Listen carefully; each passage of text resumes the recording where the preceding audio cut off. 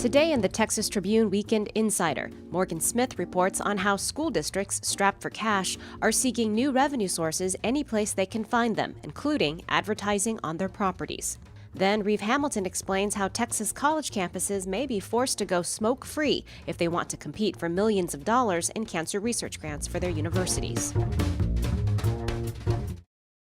This is something that's been happening for really the past decade, but it's been increasing in the past year since school districts have experienced extreme budget cuts at the state level. And it is districts looking for revenue sources through advertising on pieces of school property. Several school districts in Central Texas, Houston, and Dallas have started putting ads on their school buses. It's usually businesses in the local community who are paying money to be featured on the school buses. No district is going to put an ad for tobacco or alcohol or, something sexy on their property, but maybe they'll put something up for fast food, and that kind of runs contrary to what students are learning about nutrition in school. In the case of most districts, they're looking at maybe $30,000 to $40,000 over a period of 4 or 5 years. That usually ends up being a pretty small fraction of their overall operating budget. So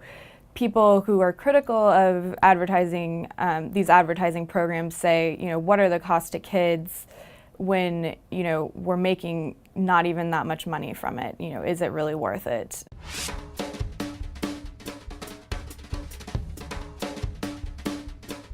CPRIT, which is this major public fund for cancer research in the state, has changed their rules and said that anyone that gets their funding for cancer research projects has to do that funding in tobacco-free buildings, and the surrounding area of those buildings also has to be tobacco-free. Now, most of the institutions that get CPRIT funding, of course, are higher education institutions.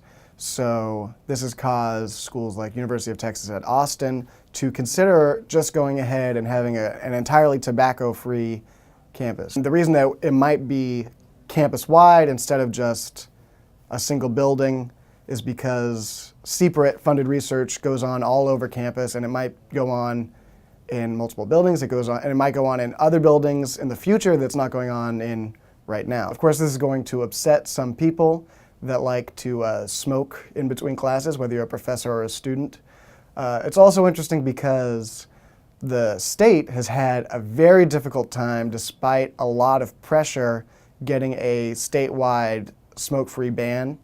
This rule change, which actually has some teeth and some money behind it, I think UT, for example, has gotten $30 million bucks from CPRIT, and they hope to get more in the future. Because it has that money behind it, people will actually have to change their behavior. Already some campuses in the state, like UT Arlington, UT Brownsville, Texas State, are tobacco-free.